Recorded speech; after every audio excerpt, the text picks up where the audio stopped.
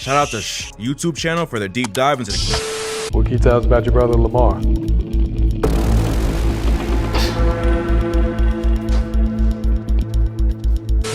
With a developing story in Marietta where somebody shot and killed a man outside a shopping center. News Edge reporter George Franco has been following this story since it broke tonight. George, do police have any idea who may have done this? God, shoot you out, Rich Quinn. Yeah, I'm talking to you, Rich Quinn. I lame at my Instagram.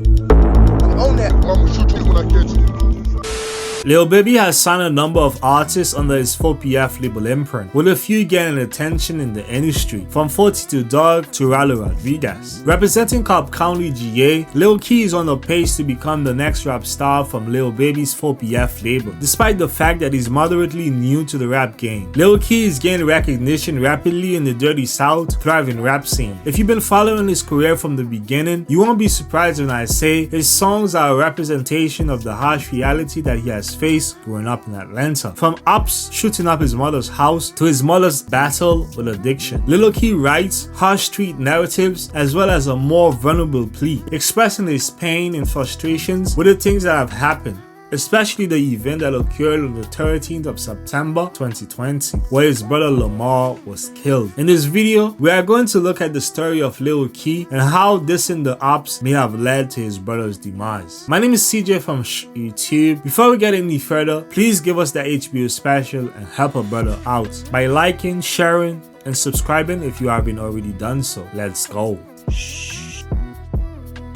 Keontae Miles, better known by his stage name Lil Key, was born in Mobile, Alabama, home to rappers like Ralo Rodriguez, Lil Cap, Young Blue, and Honeycomb Brazy, but moved to Atlanta, Georgia at the 1400 block at Bellman Court in Marietta, alongside his mother, father, and 7 other siblings, including his brother Lamar. For those of you who are less familiar with Atlanta, Georgia, considering this is the first artist I'm covering from that region, Marietta is located about 7 miles from the northernmost part of Atlanta city limits. Marietta has changed from what it used to be. Back in the late 90s and early 2000s, crime rates were through the roof. With majority of the population living in public housing projects, the city was infested with drug dealers and crack fiends, and it was known to be the birthplace of trappers and ball players. In efforts to revamp the interest in the city and reduce crimes, the Marietta Housing Authority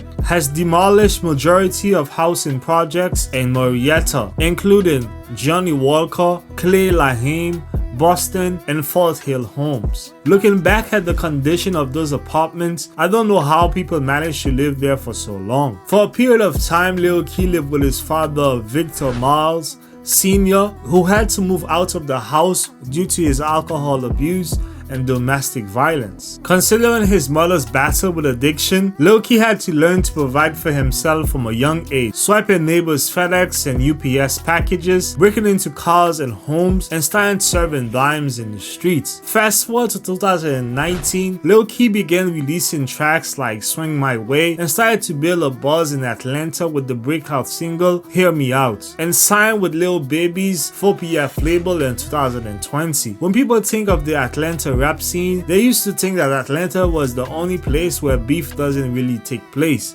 But the YSL indictment revealed that it's far from the truth. Unlike New York drill, where there are YouTube channels like Eat That Fitted that explain the deeper meanings of lyrics, but if you're not really in tune with the scene in Atlanta, some lyrics will go over your head, especially the ones when they are dissing their ops or dead ones at that. After Lil Key got his buzz and signed with 4PF, he began to grow his alliance with the Blood Atlanta-based gang who were indicted in the killing of 19-year-old Miko, who was believed to be a member of the GDs in Atlanta or Mucho Babies. With a developing story in Marietta where somebody shot and killed a man outside a shopping center.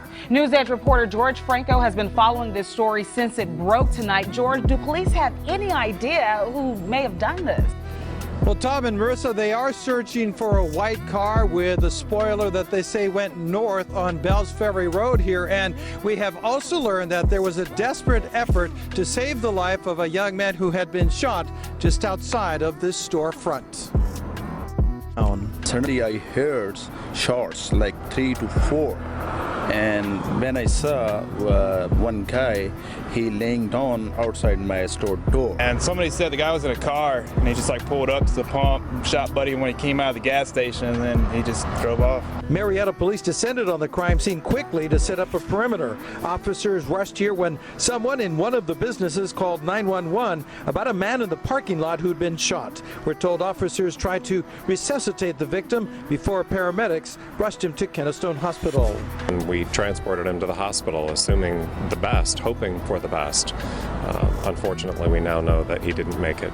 According to reports, Jamarcus Wright, also known as Pac-Man, was charged for malice and felony murder of Miko and 2 counts of aggravated assault, possession of a firearm during commission of a felony, possession of a firearm by a person under the age of 18, and possession of marijuana with the intention to distribute.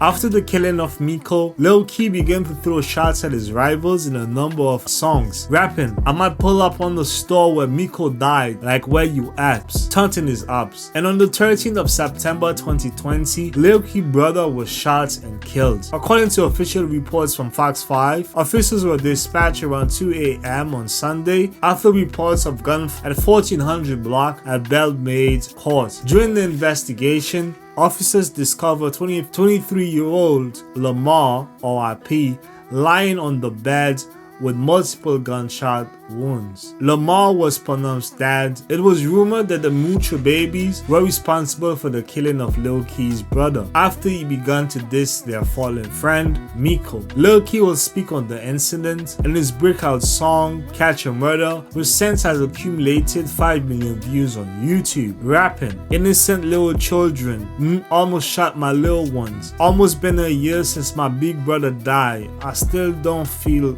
nothing. 50 mil up, I won't forget. We're still gonna kill something." Further adding, "I don't care if this take 20 years, but they gonna die for certain." To which the Mucho Babies rapper Lil Crank replied, "This here won't take 20 years. We gonna do him like the first one." And the well-known GD also responded to the murder song, stating, "Don't make a song about murder and then lie about your brother."